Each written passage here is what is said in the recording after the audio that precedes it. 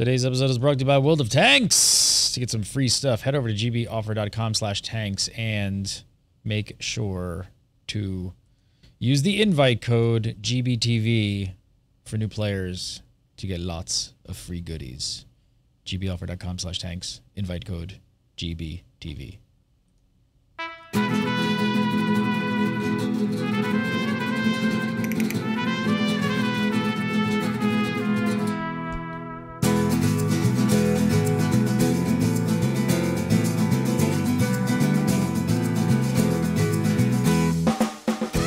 What is up, everybody? Welcome back. We haven't been around for a while, but we're here. It's UDSP, Unicorn Shut Up of it. GameBreaker TV, episode 47 for June 22nd, 2014. Got a bunch of stuff to talk about today. We got the CREDD system to talk about. That's new. That's been implemented. We got patches, fixes, customer support, all kinds of stuff, exploits. Who knows? All right. Joining me, as always, Mr. Farhan Siddiqui. How are you, sir? Good. Just playing WildStar all day. That's all pretty much it. God damn, I wish I had your life. I wish I had your life!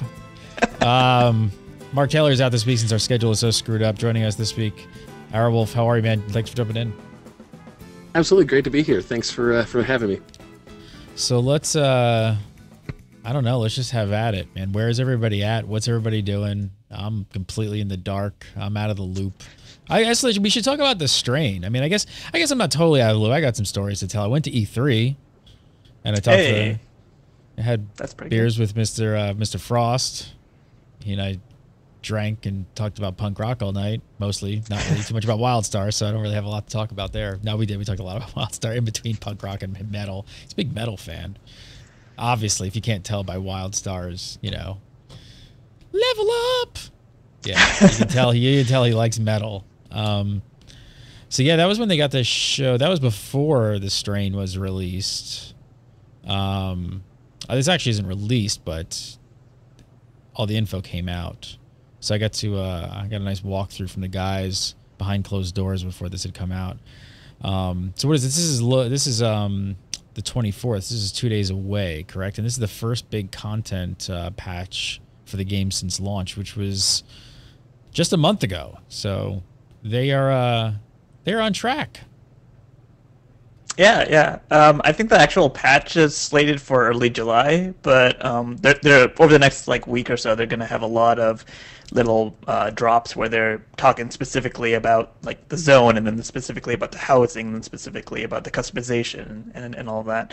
So we've got a lot of Carbine, I guess, flicks coming in the next few days. My favorite quote was that the new zones are the size of 264,000 hot tubs. That's what they told me in the thing. And Frost thought it was completely ridiculous that they tell me that fact. And I was like, that's the greatest fact that anyone has told me at E3, and we're using it. That was the title of the post. 264,000 hot tubs. Perfect. Or standard for measurement, apparently. Exactly. It is, right? I mean, it's perfect. Perfect. Hardcore. I don't know. So what do you guys think of the strain? Looking at it, first content patch, it looks packed. There's a ton of stuff. The zones look huge. That new crazy, what is it called? The new game mode with the tree. I mean, it looks nuts. Yeah. I'm really impressed with what I've seen so far. I think that it's a really solid first content patch. I think it's meaty. There's a good amount of content in it, and it's not I know that some people are sort of considered that, okay, well, this is just content that was almost done anyway, blah, blah, blah, blah, blah.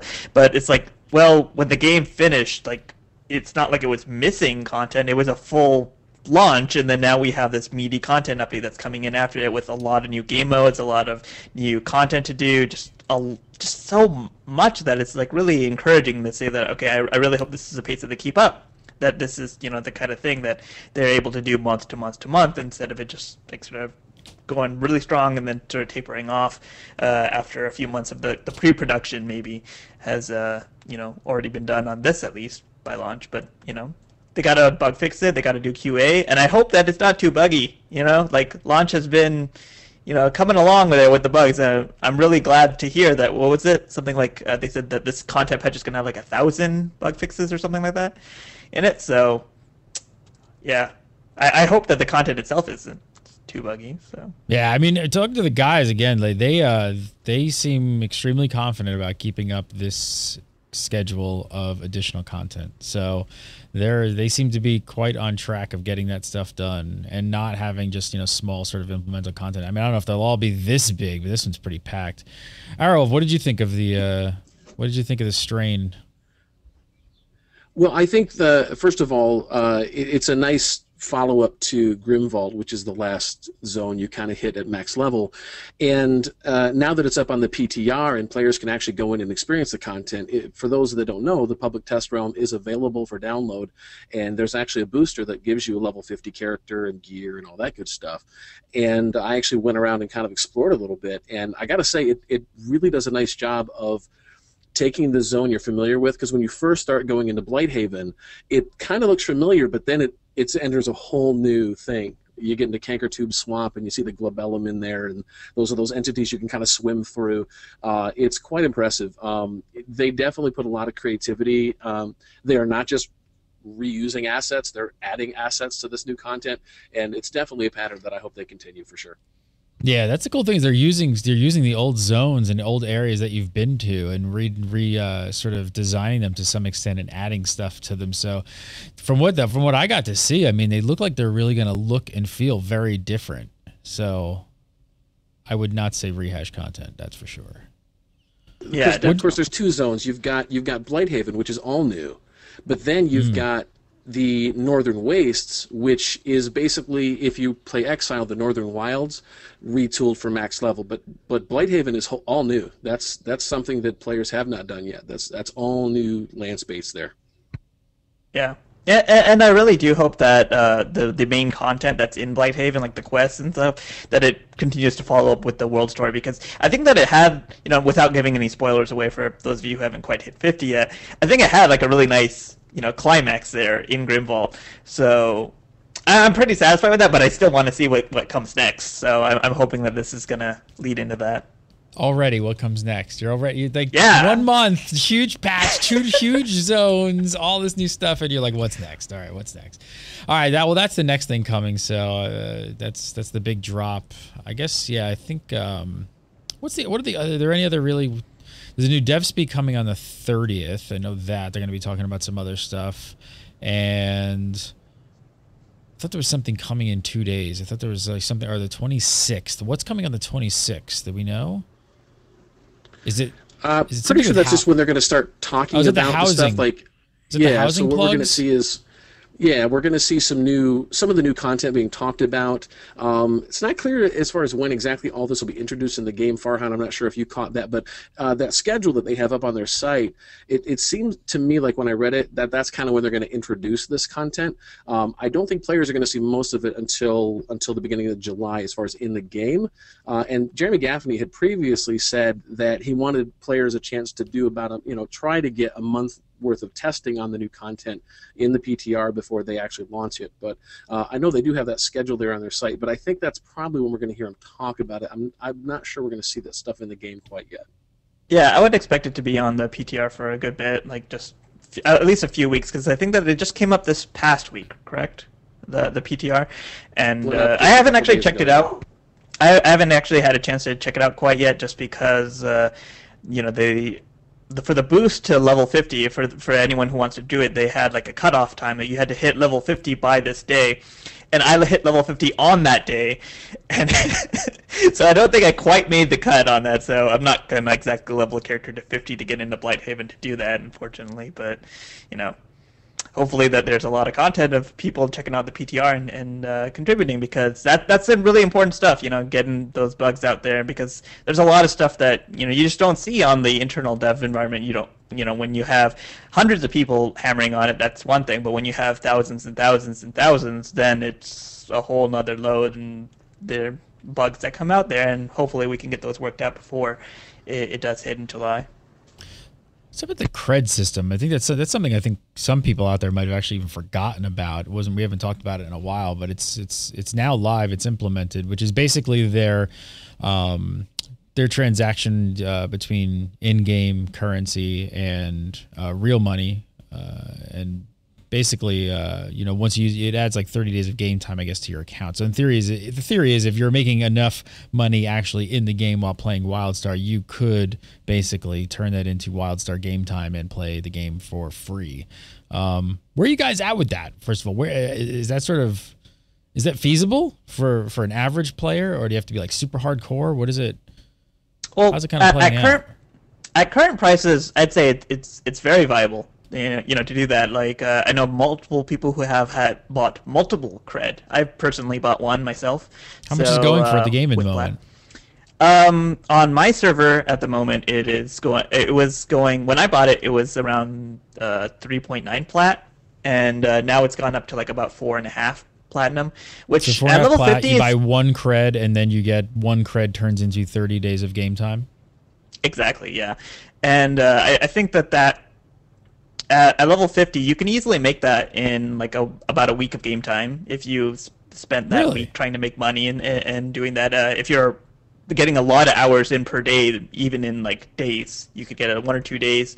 You can earn that at level 50. I think a lot of the people who are selling CREDD at the moment are actually people who are, you know, not quite at level 50 yet. So for them, 4.5 plat or whatever, you know, it's going for, it's a lot.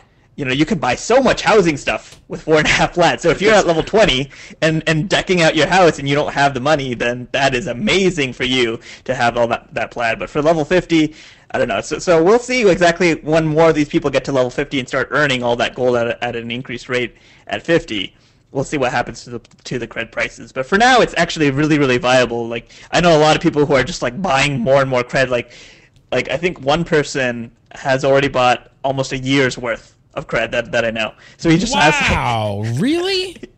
Yeah, because you can make it pretty easily if you're at level 50. You just keep making money, and then you're buying it from these people who are not quite 50 yet, probably, who are selling the CREDD, and you're set.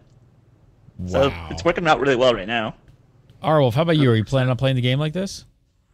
Well, as far as my experience with that, the funny story is my wife actually at level 14 kind of stopped and just lives in her house, and that's all she wants to do. And at level 50, she says, hey, can I have a little bit more gold, because she wants to buy these housing items. Finally, I just got to the point where I just say, you know, honey, I love you, but go buy some CREDD, because I'm not going to keep feeding you. So I think a lot of that CREDD will be soaked up by a lot of those lower level players that want to get into some of those elements that don't have the time. It's really working out so far exactly the way they describe it on their business model page. Really interesting. That's really interesting. I'm just watching chat room, and some people in chat room are saying their servers it's as high as six plat. So, yeah, I guess, you know, server to server it's going to go up and down. But it sounds like, I mean, most of the players that you guys are playing with in your guilds and stuff going this route of really looking to pay for their game time this way. I think in my somewhat small guild, but fairly hardcore, like a lot of them put in a lot of hours into the game. Almost everyone has bought CREDD. So they're doing it by buying, I mean, like with gold, they're buying their game time with it, not that they're buying it the $20 CREDD and then selling it. So yeah, it seems to be really into it for them, because I mean, they were like a big Guild Wars 2 guild, so they sort of wanted the buy day play experience, and they're getting it. So it's working out well for them. I mean, for a lot of people, I mean, some people might think it's like a crazy concept or something, but this has worked for years. In EVE Online, it's a similar system called Plex, and that's really worked well for like a lot of hardcore players and stuff like that. How's the community reacted to this anyway? Have we heard anything about? Because I mean, basically, this is also like a legit way of buying gold for people who have money to spare. So it's basically buying gold, which, you know, RMT has been frowned upon for secondary markets and things like that. But now, I don't know, are you seeing any complaints about being able to purchase in-game gold? I think there's always going to be a few complainers, no matter what. Is that a thing in the past, though? Is that like just something that's just going away at this point? Like RMT is just not really a big deal anymore, and buying gold is just kind of a way of life? I just think that there's so much especially in WildStar, that is skill-gated. Like, you actually have to be good enough to actually complete this content. It doesn't matter if you got all that gold and you bought all the crafted gear that you wanted. Like, let's say I bought 5 or sold 5 CREDD. Then I got like 15 plat. I fully decked myself out, and I fully decked myself in runes and stuff. If I don't avoid the telegraph, it's still going to kill me. no matter what. Even if I did that, like I still actually have to. You know, I'll have an easier time about it. Maybe like the DPS check on Stormtalon Veteran is a little bit easier then because I did that kind of thing. If I'm a DPS, but it's not like so significantly that you don't have to do the mechanics, that you don't have to learn the boss, and that you're going to not wipe. You're still going to wipe doing that content, learning it. So I think that WildStar is just fine. Yeah, I haven't heard a lot of complaints myself about it in the community. The only places I've really heard people talk about it is kind of in side forums where they're not quite familiar how the system works, and so they'll just use the word pay to win because they haven't really looked into the thing that Farhan just described, the whole skill gate concept. As far as in the long run, it will be interesting to see how the prices level out. As far as my personal feeling on CREDD, I personally, haven't really dived into it yet. Right at the beginning, I kind of said, because some of us have been following this game before we even knew how we were going to pay for the game, and we were willing to kind of accept whatever Carbine came up with. But ultimately, with the CREDD system, if somebody, can figure out how to make this work for them, I think that's amazing, because Farhan's exactly right. Gold is really not the ultimate source of power in the game. But one thing that I did notice is one of the devs, I can't remember if it was Cougar or Bitwise, but one of them tweeted out that they noticed that some of the gold sellers, the non-legit gold sellers that are out there, have had to slash their prices ever since CREDD came out, and I thought that was funny. Yeah, they did. If you just actually read those spam mails that you get before you hit the report spam button, which is now working, hooray! But so let me ask you, though, if you actually did, it's an interesting thing. Looking at the whole the second, that's when I said the secondary market. That's what I'm talking about, are the sellers, right? So why are they so frowned upon then, and the in-game system, which may become more of the norm, not be so frowned upon? Well, I mean, it's the main thing that, how do they get their gold, which a lot of people have been asking. Like, I've seen that on Reddit a few times, people asking, why are they even buying $60 accounts to get the thing? Is that they're not, right? They're hacking people, and they're stealing their accounts, and they're, getting your level 20-something character and teleporting him around, mining nodes, and then using that to sell money, and then to get the money that they then use to do it. So they're not actually paying for those things. They're the ones who are hacking people's accounts. So I don't know. I've heard different stories about that, and I've heard very different stories about that. A lot of times when you see massive bans of gold farming companies, the companies make a lot of money, because that means we just banned 100,000 accounts. You know what? Those companies usually go and buy 100,000 more accounts. I don't believe that. I don't think that they're all hacking accounts constantly to try and steal all that stuff. So I don't know. Well, the thing is, I've seen multiple reports of now come into the games that always was shunned upon. Yeah, I've seen multiple reports of people who have had their account hacked, and then they have been reported by other people. They see their character being teleported around, doing this mining thing, which is the hack that's happening the most in terms of people stealing resources from the world and selling them to make the gold farmer money. So I mean, don't get me wrong. I'm not saying that some people aren't hacking accounts or using stolen credit cards. That's fraud, and that always happens. I'm not saying that. But there are, I would almost be surprised, because a lot of the secondary markets out there for real money trading are legitimate businesses that have, a lot of employees and people working for them. Those companies are probably not hacking accounts. They're probably not doing that. That would be my guess. I think they're actually legitimately buying accounts, getting them banned, and having to buy more accounts, but who knows? I don't know. Where do you guys stand on it, though? I mean, are you against? So it sounds to me that both of you are okay with buying the gold in the game, but you still feel uneasy about possibly buying it off of a third-party website out of the game. Well, I can give you my reason for that. The reason why I'm okay with it, for two reasons. One is the gold is coming out of the in-game economy, usually by players that are playing the game. So as far as economically, things stay balanced. But ultimately, personally, my reason is I like the subscription model. I want Carbine to be profitable so they can keep making this content. And the fact that when people buy this CREDD for $19.99, it is going to help support Carbine and help them stay profitable. So personally, I don't have an issue with that, because to me, I would rather have that type of a system where, you know, the studio's making money so they can keep doing these drops every month. So personally, I probably mind it less because it is going to the people that are helping make this game. But ultimately, you know, my feeling on CREDD is you're right, Gary. I mean, there are legitimate businesses doing this that aren't hacking accounts. I have had folks contact me from my fan site asking if they could post on their behalf, which I politely decline. No, I'm not going to post your content on my site. But I think ultimately the main reason I'm okay with it is because I think it ultimately supports the game and helps the players play the content the way they want to play it.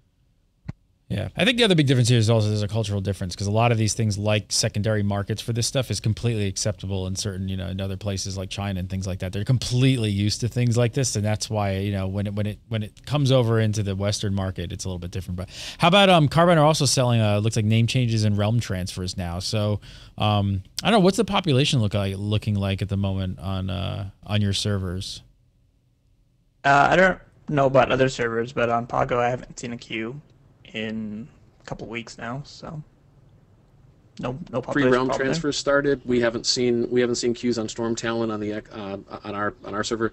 You know, as I look at the server list, I have been watching. Most of the time, they're all medium, maybe one or two low. But it's hard to know if that's because just they've added servers and it's kind of balanced out. I'm going to guess it's kind of balanced out, but at this point, I mean, I see plenty of players around. But as far as population, I think it's okay. I mean, I do hear. I mean, I know in my own guild, it seems like every other day somebody else has a friend that is okay. They finally broke down and bought the game, or yeah, you know, they finished their 7-day pass. They're finally getting WildStar. You follow the WildStar hashtag on Twitter, and every day, it's just every few hours, there's 2 or 3 other people saying, all right, just got WildStar installed, ready to give it a shot. But you know, until we hear, you know, real numbers from Carbine, it's really hard to guess, because I know that Cougar had mentioned the server pop on each server is very high. I mean, they are allowing a very large number of players on the server, so it's really hard to know exactly where the population is. Seems healthy, but you know, it's really hard to know for sure until we hear something concrete. What is it? Does it feel like most players at this point are pretty much mid to max level, congregating in like certain specific areas and low level areas, starting to get a little quiet? That's a funny question. That's a funny question, because I have some guild members that are already wanting to build attunement groups, and I have some guild members that are on their 3rd alt because they can't decide which class they like the most, and I've got others that are kind of in the middle, hitting that white veil wall, going, oh my gosh, you know, I want to get to 50, and so they're just kind of trudging through and looking for ship hand missions and things to do to kind of break that leveling monotony that sometimes you get into when you're playing for a lot of hours at a time.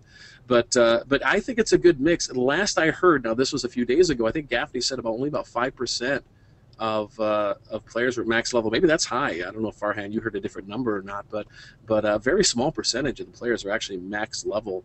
I know every day, though, now we are starting to see that wave where we are now in the guild congratulating a lot of people every day.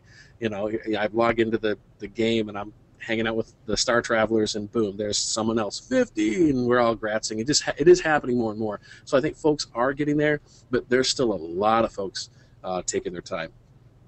Yep, definitely. Where are you at, Farhan? What's your situation? Well, I've had my 50 since, like I said, the day that they had the cutoff. I think it was the 12th of June. So I've had my 50 for a little bit now. It's the 50 warrior.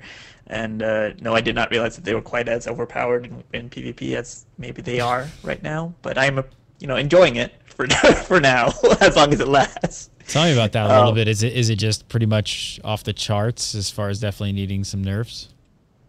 So I don't think the sustain damage is overpowered at all for the warrior, but the burst, every 1 minute you got your innate, which you can push, and then there's a amp that makes it explode for damage when you push that button, and then it also refreshes all your cooldowns. So you do your big attack, you push the button, and then you do your big attack again, and that melts quite a few people when that happens. If they're not expecting it, if they don't have like a CC break and an escape ready, if they don't have that kind of interrupt armor or something set up to counter that, then it's a little hard, especially when I run Unstoppable Force so that I can't be CC'd while I'm doing it. So What do you guys think? It's enjoyable, but it's.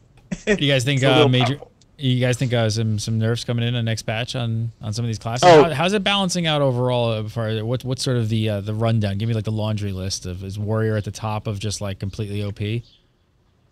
I wouldn't say that they're at the top of completely OP. I am a little biased, obviously, but you know, there are other concerns that, you know, engineers have already actually been nerfed a little bit, just in terms of like their single target PvE DPS, which was something that I guess Carbine felt like they needed to handle.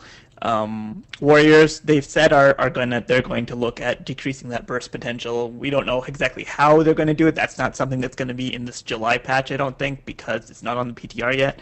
But you know, who knows? Maybe they will fit it in for the July patch if they can, and other stuff. I know that Espers specifically, they said sort of like on the other end of the spectrum, from overpowered to the other end, a little underpowered. People are sort of for DPS Esper specifically, they're feeling like they're not getting rewarded for having to be stationary quite so long.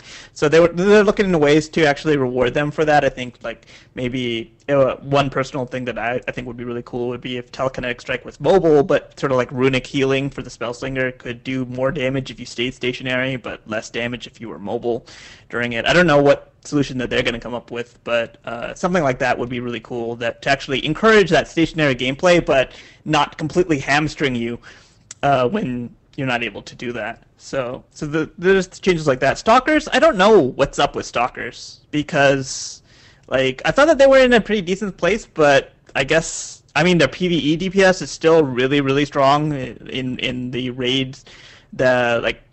People have already, you know, downed the 20-man raid that was cleared, I think, yesterday or the day before that. But Stalkers are really strong up there in the DPS charts. But for some reason in PvP, they're just not really doing anything. I specifically remember I did a 3v3 arena match the other day where we were a Warrior, Engineer, and Esper, and we were up against Stalker, Warrior, and I think also Esper. And we were like having trouble with the Stalker. We were like trying to deal with him, trying to kill him. He was like really slippery, getting away, stealthing and stuff. And then we were just like, okay, just ignore the Esper, kill the Engineer. And then we just ignored him for the rest of the match until everyone else was dead, and that was our solution. I mean, he still like sort of made the match go on for an extra 10 minutes afterward, because he would stealth and run away and hide and stuff, and that was sort of obnoxious. But still, like, we just ignored him. So I don't know. It's something. I guess they need some damage buffs, but they're already good in PvE. I don't know what exactly, but Stalkers need a little bit of PvP love, I think. Yeah. Something I'm going to sidetrack for a second. So something I was joking with people about, and I wonder how most people watching this show probably do, but I think there's probably a lot of people out there that don't understand attunement at all. Oh my god, the attunement. Who wants to explain it? Who wants to explain this and kind of give a rundown for people? Because I think a lot of people don't understand this system at all. Yeah, so attunement is the process that you go through to be able to get into the raids. It's not something where you get to max level and immediately jump into raids. There's an item that you have to purchase, and attached to this item is a series of quests. And as you complete these quests, most of them involve either group activities of some very difficult content, certain performance rewards, for example, getting silver medals in adventures, and having the maximum reputation with your faction. And so it can be quite a long process, which still makes me scratch my head when I think of what Enigma US did on Avitus with the world's first Dreadphage Omna. I mean, I'm still like working on my rep for the Exiles. Like, I'm on like right? step 2. I was amazed that we were able to get the first world boss down, because that was a challenge for the step 2 of the attunement. So it's something that those that played, you know, perhaps World of Warcraft back in the day, you know, trying to get into Onyxia, you kind of know what attunements are. And for some people, when they hear it, they're like, yes, finally. Because part of the process of attunement, you do gear up. I mean, you are doing content. You are getting better at the game. You're practicing. You're learning how your class works. Because even in WildStar, when you can get to level 50 and still not quite understand the best optimal way to play your class. So it's a way to kind of force players, if you want to do raiding and you want to get in there and you want to, you know, tackle the genetic archives, you're going to have to learn how to play. And the attunement process in WildStar basically is kind of your course in how to play the game. Ultimately, that's what attunement is. You got to do these quests. Finally, then you have a key that allows you to get into that content. What do you guys think? Go. I was just gonna say that as far as like the attunement goes, like before the game actually launched, when we were just discussing what exactly would be involved in doing it, we were talking on our guild forums, and one of the people joked and was and said something like, you know, WildStar will be the first game to make raiding guilds disband before they even start raiding, kind of thing, because of how much work it is to do that attunement. And is this the hardest? Is this the hardest thing right now in the game to achieve by far? I mean, besides the actual raid content, sure. I think that doing the raids once you're actually in is difficult, obviously more. But the attunement is like, you actually have to have the skill to actually do it, which is something that's really encouraging in some ways, because, you know, we were talking about like how we deal with guild recruitment usually, and you know, getting ready for raids and stuff. And usually it's sort of like, okay, you trial them and you sort of see, are they up to par, and it's sort of like, okay, well, anyone who is actually attuned for this raid, you could probably be pretty sure that they're actually a good player. They know what they're doing, they know their rotation, they know what is expected of their class. And you know, when we were getting ready for it, when we because we're sort of getting into the whole attunement thing, getting the silvers and doing everything, you know, we were sort of discussing it, and we said, okay, we're not gonna just have like 4 out of 5 people who are really, really solid just sort of carry that 5th person. I think that someone in chat even mentioned that they saw someone like offering sale of silver runs for 5 plat or something like that. Like, that we'll carry you for 5 plat. I don't even know if that's really that viable, but hey, you know, if you want to try it, because we just said that no, we're not going to do that. We're not going to try to carry people, because this is the training. This is you getting ready for raids. If you can't do this content, the raids aren't for you. So, I mean, go enjoy the other content in the game. There's plenty of it. There's the PvP. There's the regular questing. There's the dailies. There's the world story, which I just want to mention this because otherwise I think that we're going to miss it. The world story was really good. I really, really enjoyed the Drusari instances and everything. So I am 100% behind Pappy in this world story thing, and going through with it, having the main story content of the game in the solo. So, hey, you did a good job with the lore. So. That works. I agree. All right, we're going to talk about some patches and updates and all that good stuff, but I want to take a quick second to talk about our sponsors, Audible. So happy to have these guys on as our sponsor for this show and all the others here on GameBreaker TV. If you guys have not checked out Audible, it is audiobooks on your iPhone, your iPad, your Kindle Fire, whatever device you got.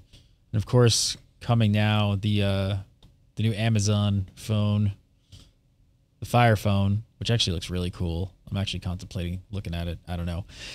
Who knows? But check it out. If you guys have not signed up for Audible, now is your chance. I want to hook you guys up with a free 30-day trial and a free audiobook just by going to audible.com/GameBreaker. That's the URL you want to use to sign up. They got tons of great books, and you're going to get to pick one for free. Today I picked a World of Warcraft book. Yes, Wolf Heart. Let's take a little listen. Plankin shouted, "Get that cage straightened. Don't let it fall. Get those weapons ready. Where's the powder? If that cage is damaged..." The cage beneath the tangled tarp rattled. The dim illumination of the wind-blown torches was insufficient to reveal what was happening, but the nerve-scraping wrenching of metal gave Bryln enough warning. "Spears up front! Hurry, you offal! The right side of the cage!" 2 guards, either more impetuous or more foolish than the rest, moved in closer.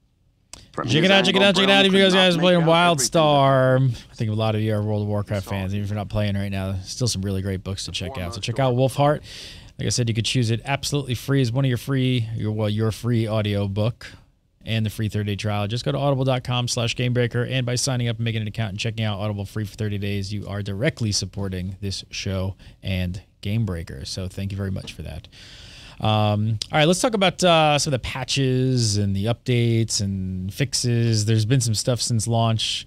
Overall support, I think, has been pretty positive, right? Been pretty good overall support. There's a ton of posts on the dev tracker if you go over there and look at that. So they really seem like they're on top of that. It's really what do you guys think of the dev tracker though? It's a little hard to use with 3 languages attached to it. And I think that's my number one request for the forums is some way to separate out the languages in the dev tracker. If Google Chrome says, do you want to translate this page? There's probably too many non-English languages on that page to really sort through. So I agree. Yeah, I guess the problem is that we're probably checking it in the morning, and then when we check it in the morning, then they've just done all the European posts right there. So it's like, okay, back. Let's find something that's actually okay. Yeah. So, I mean, other than that, it's really encouraging to see them posting a little bit. I guess for a while there, right after launch, it was a little quiet from the devs. Besides like Cougar and such, he's been 100% there the whole time in terms of operations posts. But I guess they had some problems with like flagging people as Carbine devs and getting their posts down. So the class devs weren't as responsive right at launch, and that was a little worrisome. We were like, okay, where is everyone? But then suddenly they all started posting all at once, and so now that like every day there's at least a couple posts from the class devs and the combat dev and PvP and everything. So yeah, it's back to where it was in beta in terms of Carbine is so transparent. I don't even understand how they do it. Like it's just worlds apart from what I'm used to from other games companies. So it's been really good. In terms of just even if like there's a problem, because there are obviously big problems. We'll probably end up talking about the PvP issue eventually. But even knowing that it's not going to be fixed too soon, it'll be like a couple months out that the PvP gearing issue will be fixed. It's nice to know that this is exactly where we are with this issue, and that they know what's going on, and that they're going to try to fix these things. So yeah, I think really most of the stuff, if you look through the patch notes, I mean, a lot of the stuff is the usual MMO stuff, new MMO stuff, things like that. I mean, improved PvP stuff, AFK detection, things like that. They always want. I mean, MMOs always have issues with stuff like that. They fixed an issue with the players being able to escape the spawn room in the Walatiki Temple battleground, so that's fixed. How about the do we have any confirmation on the exploit we were talking about with the raid? In terms of just the attunement process, does Skullcano have a pretty big exploit? Has that been addressed? I think it has been fixed now, the Skullcano gold exploit. So I'm just in case it hasn't been, I'm not gonna say exactly how to do it. Sure. But other streamers have been. So if you check some of them, I'm not going to name names, but some of them were doing it, and then I think Carbine was like, "Oh, we should fix this," and I think that they did end up fixing that by now. But I know that there has been a little bit of grumbling, especially about because there's been a lot of little things with the attunement process that were just a little bit out of whack, and Carbine has fixed them, which made it more difficult. And so some people are grumbling about how the people who got through the attunement like in the first week had it easier than other people or something like that. But no, those guilds that got through it in the first week, those were like beta guilds that knew the content really well. They were able to get through it. It's not like they face rolled through the attunement.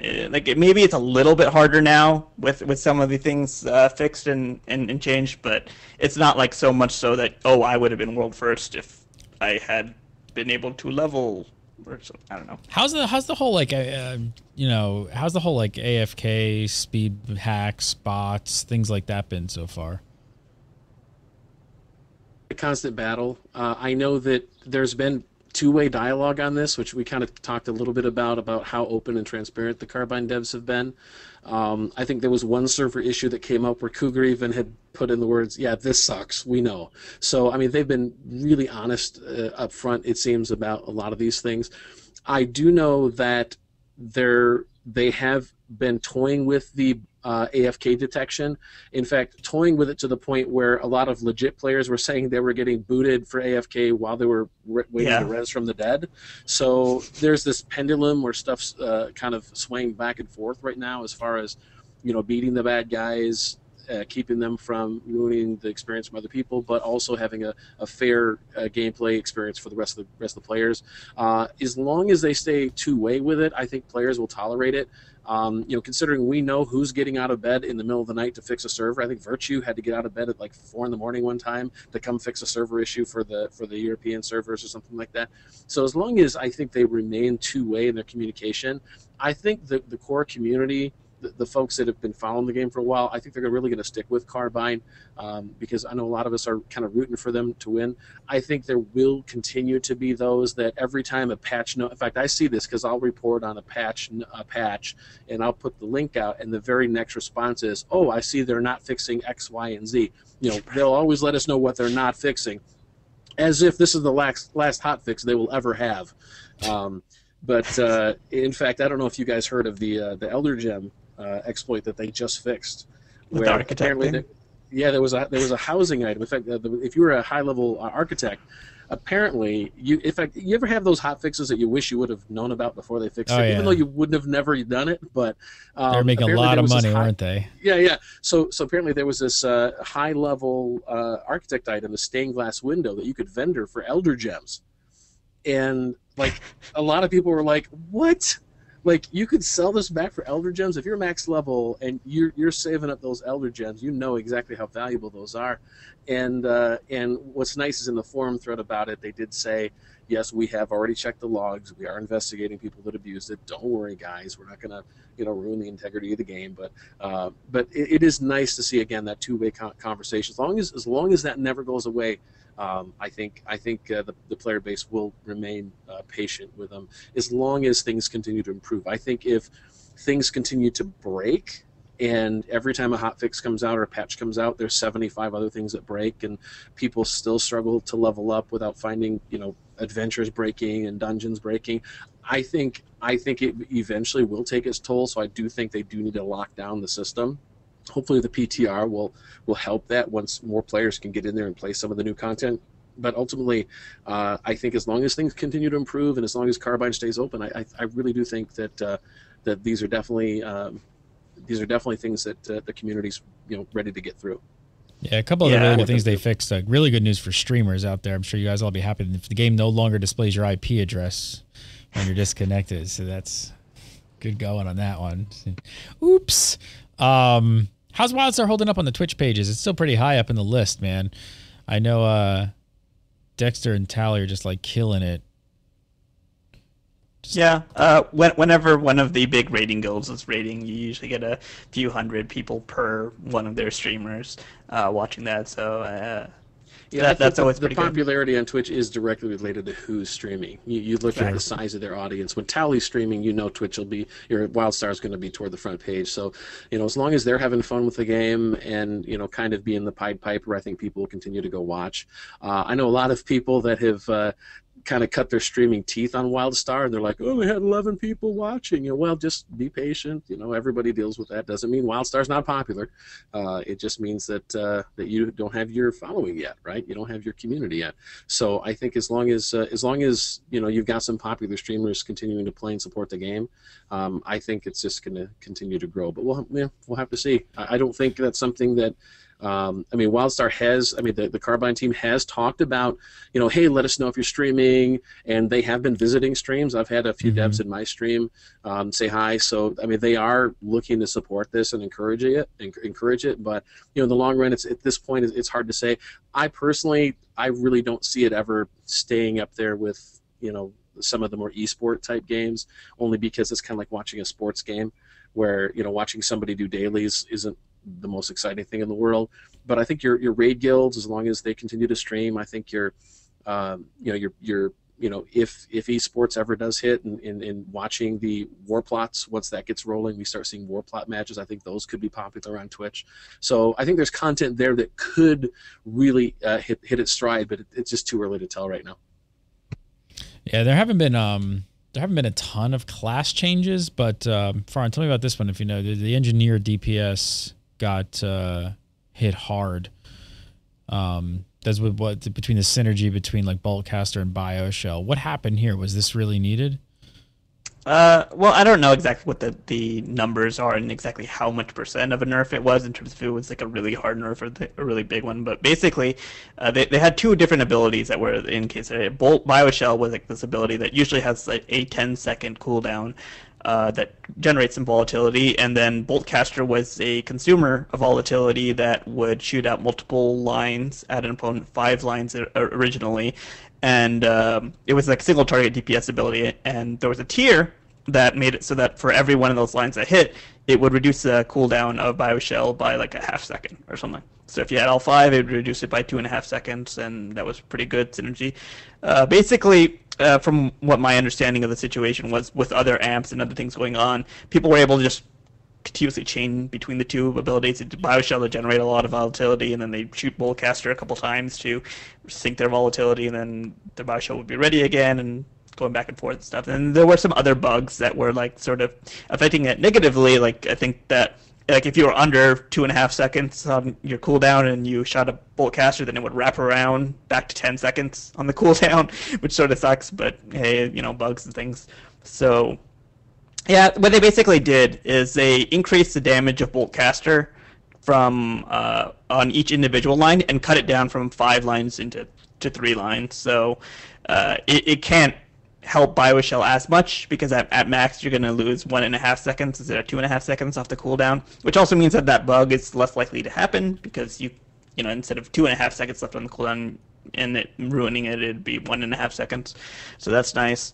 And but they raised the damage on the actual ability, so it's not like they were nerfing the ability itself too hard. So I think that it's fine if they specifically were seeing that metric was raising them up, and then just from looking at damage charts, just that people were linking in raid footage and other stuff, engineers were really high up there for that single target damage because of Boltcaster BioShell. So if that was like a kind of very moderate tweak to go down. I know that there's some concern about people that why are they nerfing stuff, but we're not seeing any positive changes for the classes that need some help. It's probably because you don't really want to just get like a like for medic single target damage as an example. That's a little low right now. If you just buff random ability to suddenly be good, when the rotation itself is just sort of cheesy and not very interesting and sort of lame, then you didn't really, you put a band-aid on a problem that you're going to have to go remove anyway eventually later.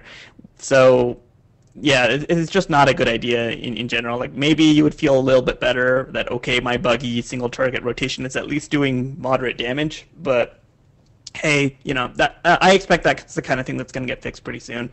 I would expect a medic single target buff very soon, especially because they even posted about it, they're very aware of the problem. So yeah.